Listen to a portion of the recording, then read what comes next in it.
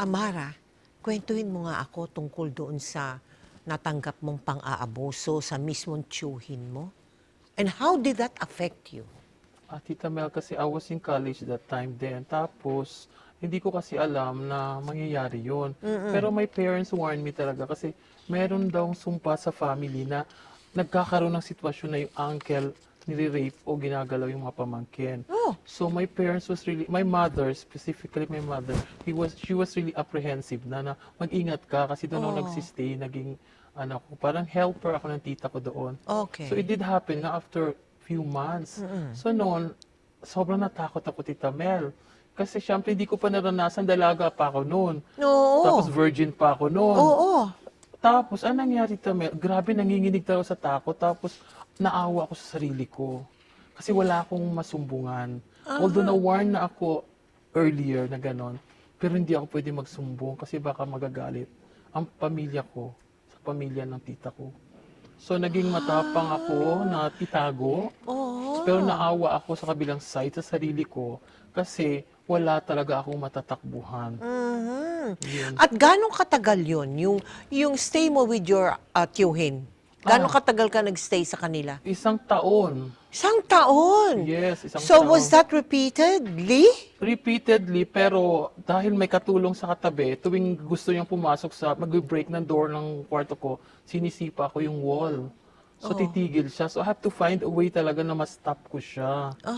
Kasi nakakatakot. Tapos may mga bagay nga pumasok sa kwarto ko siya, hubad na siya, hubad-hubad na. Oo. Makikita mo talaga yung katawang hubad, di ba? nga. Kadiri, Tita Mel, di ba? Kasi nakahubad. Kaya What would you sobrang- do? What did you do in that situation? hampasin ko yung wall. Hampasin mo, mag-iingay ka. Yes, mag-iingay ako doon sa kabilang room kasi nandun yung helper. So, babangon siya. Tapos, i-exit na siya kasi nahiya siya, di ba? May katulong na nakakaalam na ginagawa. Did that helper know? Yes, Tita Mel. Nag-confide ka sa helper. Sa kanya. Pag pinukpok ko yung pader, takbo ka agad, ganun. Takbo. Kasi nakakita na siya na nakahubad na papunta na sa room ko. Ay, Nakahubad. As in nude, naked. buhay pa ba yun hanggang ngayon? Yes, Ay, Tita buhay Mel. pa. Buhay Naku pa. naman. And, teka muna, totoo ba na dahil dyan sa mga pang-aabuso na yan, at yun na nga, hindi ka makalaban, hindi mo alam kung anong gagawin mo, ikaw nagdesisyon na maging isang certified security personnel. Professional. Talaga, certified professional. Yes. Okay. Anong nangyari ba? Nag-graduate na ako ng college, so nag-work na ako sa gobyerno. So after nun, nakita ko may offer palang ganung course. Oo. So but you have to finish like bachelor's degree mo na. Tapos ibang course yon. Ang course na yun ay tulong sa'yo para maging matapang ka. Kasi certified security means you have to secure lives and property. Okay. Tapos they will train you how to be matapang talaga. Oh. So they will help you hold a gun, defuse a bomb, and everything gawin mo. So, nag-aral ako. Hindi, ano ito? These are professionals na ano ang responsibilidad? Ang responsibilidad ng isang certified security professional po ay mag-secure siya kagaya ng GMA7. In your security personnel, there's a head, siya ay isang CSP. Hindi siya pwede kasi dapat siya yung alam paano i-secure lahat, the properties, the lives, yung mga taong... people din kasama. Yes, tita. It's a course. It's a course. How long is that course? It's a continuous study. So ano ibig sabihin? You Nag-aaral? go to school, there's a school na nagbibigay na 6 months, 1 year, and then you go schooling pa rin hanggat gusto mo. To update your knowledge, your knowledge, skills. Yes. At ang trabaho nito, usually, AFP? Ganon? The Hindi. AFP goes to the CSP. Ganon, baliktad. Bale, kung pulis ka ngayon, mag-CSP ka para ma-upgrade ka. Okay. So, once you graduate, you're already a colonel by rank. Pero you have gone through encounters with the rebels, no? Yes, Tita Mel. So, saan ka nagtatrabaho noon Sa at that time? gobyerno. Sa gobyerno. Yes, Tita Mel. So, sa AFP ka nga. Sa City Hall ako nagtatrabaho, pero I connect with these people. They call me in case there are going to be rescues, ganon. They Okay. call me, bibigyan project. Kasi hanapin na sinong pinakamatapang. Pinakamatapang. Yes. So, hindi siya- kailangan matapang Kailangan ka. matapang ka, Tita Mel. Ay, naku. Naku. Totoo ba na talagang sumasama ka dun sa mga rebel places, Yes, Tita Mel. areas, Yes. Ako mag-deliver. kidnappings and such? Yes. Oh, Naging task ko yun. aha. Nabigyan ako ng project na kailangan i-rescue. Oo. So I Teka, have to do it. magkwento ka nga ng isang hindi mo talaga malilimutan. Yung talagang lahat ng katapangan sa mundo, dala-dala mo na sa likod mo para makipagtuos Yeah. sa mga rebelde. Okay, when binigay sa akin isang project of a 4-year-old na batang kinidnap in Mindanao For ransom. for ransom of 100 million. Ano? Yes, kasi Japanese yung father ng bata. So, Ah. ang dad ko ang dapat gagawa noon. Kasi, Ang dad mo, rin, a certified, but he works with the police academy. So, pulis siya. Okay. nilapitan niya ako na sabi niya, I have fever can you do it for me? Kasi may sakit siya that time nung kinidnap. So akong sinabi niya, sige. Tapos sabi ng militar, take it kasi you're CSP naman. So I started doing it for 4 months and 16 days. Ang tagal, Tita Mel. 4 months and 16 Yes, days. in-capture yung bata. Ayaw nang ibigay kasi nga, ang gusto nila 100 million. Oo. Bawal naman tayo, no ransom policy tayo, di ba? Oo. So sabi nila, kunin mo. Sabi ko, ba't ako? Kunin mo. Sabi ko, sige, 4 months, I work it for 4 months. Kunin mo yung bata. Kunin ko yung bata kasi walang matapang nakakuha ng bata. Kasi ang Nasaan tatapang dinala yung batang Sa yun? Maguindanao. Okay. Palipat-lipat, Tita Mel. Pag na-identify siya. Kasi pag tumawag cellphone, nata-track ng phone nila. Pag tinatawagan nila ako na, ito na, nandiyan na ba 100 million mo? Wala pa po, walang pera Kasi no ransom policy nga. Sabi ko, sige, pwede ba na lang, mag-usap lang tayo ng magkanong amount. So, nagkita kami, sabi ko, to make the long story short, pinuntahan ko sila sa Cotabato City. Ang sabi ko sa kanila, pwede ba akong may isang kasama man lang? Kasi mag-isa lang ako No, you have to go alone by yourself. Sabi ko, patay na. End of the Teka, world. excuse me Amara. Were you negotiating with foreigners? Mixed people. Mixed people. Because the Abu Sayyaf, Tita Mel, are foreigners. They're not Filipinos. Yeah, they are not. Ano sila? Ang mga local Filipinos lang yung mga kidnapper, yun yung gumagawa ng dirty jobs. Pero yung mga tumatanggap ng mga foreigner sila. They speak English ang text nila sa akin. Talaga? Siya to Tagalog. So yun, sabi ko, sige, ganito na lang kasi ayaw nilang ibigay. Papunta na ako sa Cotabato, ayaw nilang ibigay sa akin yung bata kasi nga 100 million. Sabi ko, konti lang dala kong pera. Hindi aabot ito. Sabi ganon. So, dinala ko sa bahay nila, sa isang place doon. Pumayag. Pumayag sila, Tita Mel. Nababaan ng presyo. Pumayag sila na ba? Kasi nagsabi ako sa kanila, that was Christmas Kung hindi nyo ibibigay ang bata, ganito na ang suggestion ko. Kasi pagod na rin ako Although, 4 na buwan na. 4 na buwan, yung art, at saka marami pang kinidnap, marami pa akong ginagawa, hindi lang yung batang yun. Okay. Marami negosyante. So lahat yun inaayos ko kasi sikreto lang to natin. Ayaw din nilang gumalaw yung mga natin. Gusto nilang shortcut. Ako yung shortcut nila. Ngayon, dihatid na ako doon. Akala ko mamamatay na ako kasi mag-isa ako.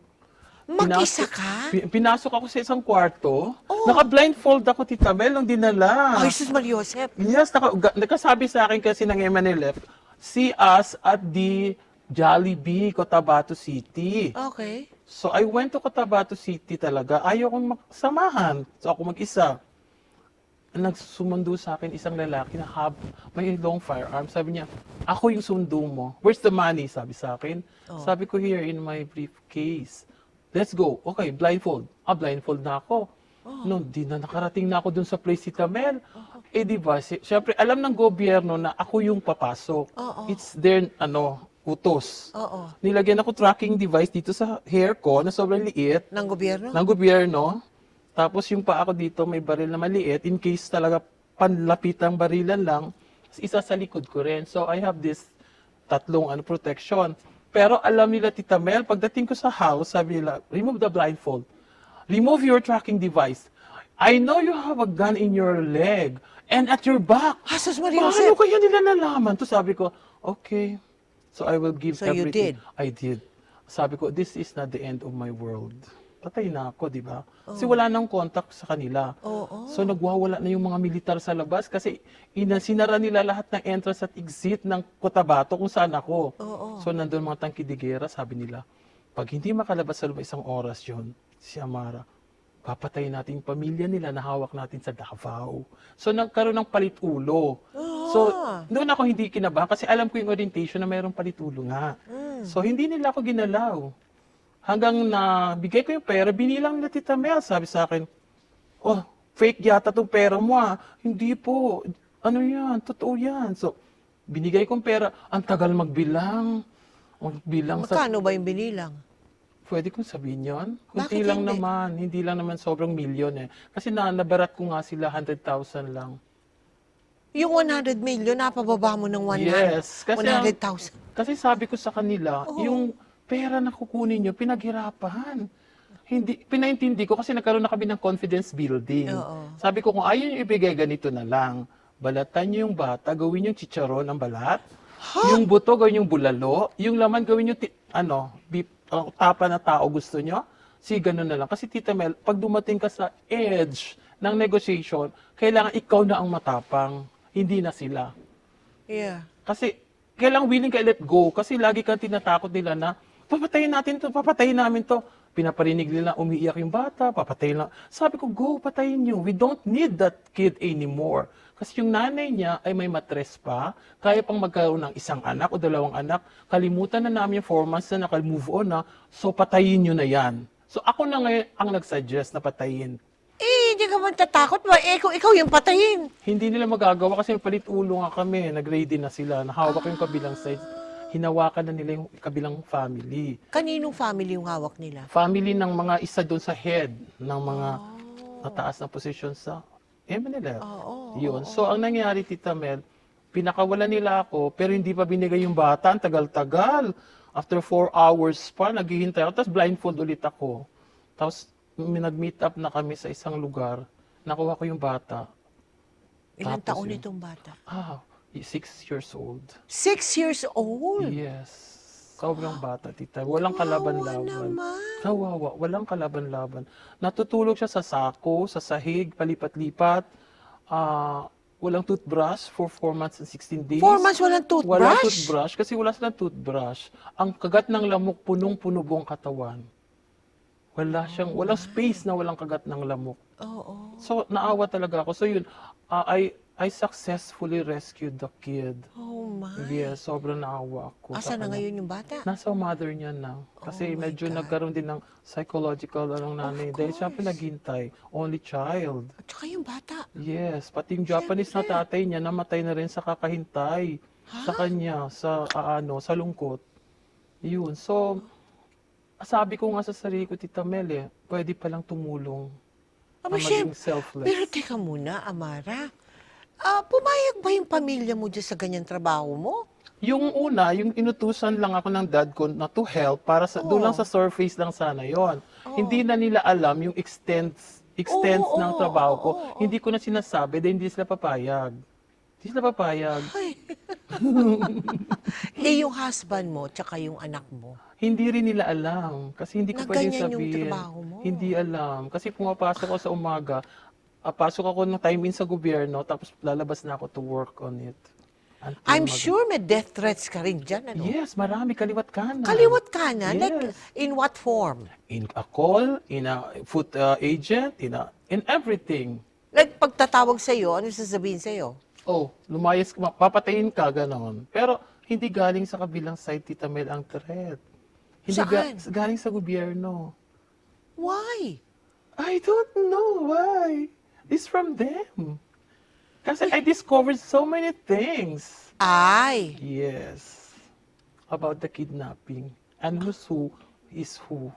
ay naku, iba na pala yung pag-uusapan natin ngayon. Yeah. Pero sa kabila ng lahat ng peligrong kinakaharap mo, ano na nga yung isang natuklasan mo?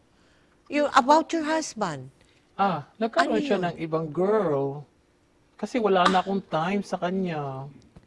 Ay, sus Maria. Hindi isa, dalawa, maraming girl na. Marami na siyang, At inanak kanya pa. Kasi wala akong time sa kanya. Oh, how did that affect your profession or I your have job?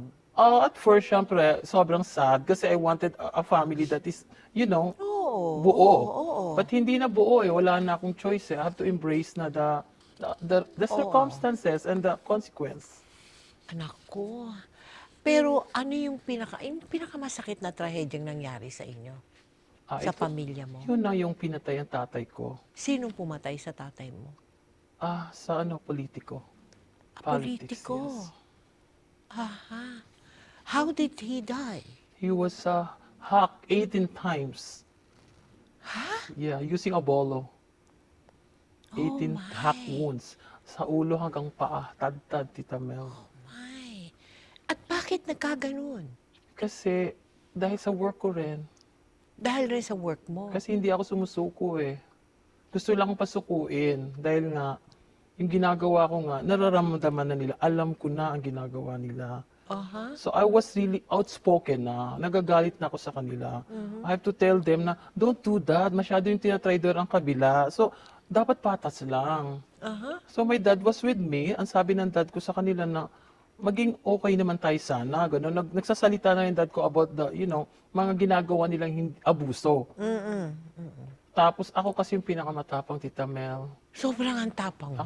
Kaya hindi nila ako mapatay. So ang tatay ko ang pinatay nila.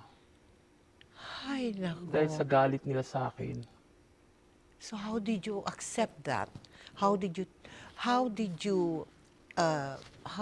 you get your justice for the death of your father? At first, Tita Mel, imposible na makuha yon. Kasi nga, pader yun eh. Pader ang binabangga mo. Parang ang hirap kunin ang justice. Oo. Pero alam mo, ginawa ko sa Jansan. Kinuha nila ako sa probinsya kung saan ako. Oo. Dinala nila ako sa lugar na safe.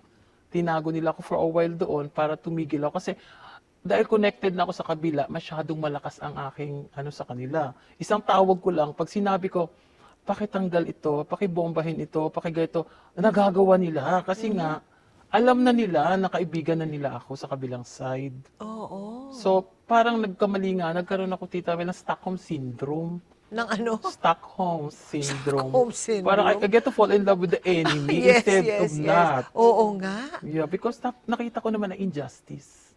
So in the meantime, yung family life mo, ano nangyari? Wala na, tuloy na talang hiwalay. Oh, tuloy kayong hiwalay ng Yes. father mo. Ng father mo, ng husband mo. Yes. And your son, Na malaki naman na Tita Mel. He has his own life na rin. at that time? This at that time? That time he was elementary. Naku, bata pa pala. Mabata pa siya. So nakaawa siya. Iniwan ko Oo. siya Oo. sa yaya niya. Oh, naku. So ikaw ba ay sumagi sa isip mo yung maghiganti ka? Kilala mo naman sila eh, di ba? Yes, Tita Mel. Naisip mo na maghihiganti Kaya ka. nung next na job ko, nung nag-work na ako, ang lahat ng sahod ko, binibili kong baril. Nag-iiwan lang akong konti kasi sinabi ko naman sa kanila, I will be back. Sinabi ko doon sa mismo. Ay, abang mo, I will be back talaga, Tita ha? Mel. Sinabi ko yan. Kasi alam ko naman kaya ko siyang balikan. Aha. Kasi I know them. Aha. Yeah. Pero, hindi nangyari na. Ang mga baril ko, binili ko lang, pero hindi ko na nabaril sa kanila yon. bakit? Kasi, nagbago ako. Nagbago ka? Nagbago ako. In what sense? Naisip ko kasi na ang sarili ko ang pinaparusahan ko sa galit ko sa kanila. So the pain is still there eh. Sabi ko, paano kaya ito i-let go? Perhaps I would low down my pride and be humble and accept and forgive Na siyang ginawa mo? na ginawa ko. Pero it was a long process.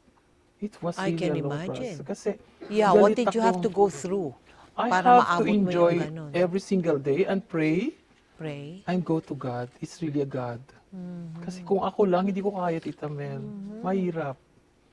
Sus Maria Jose. Para kaming nanonood ng action drama movie dyan sa buhay mo, Yes. Amara?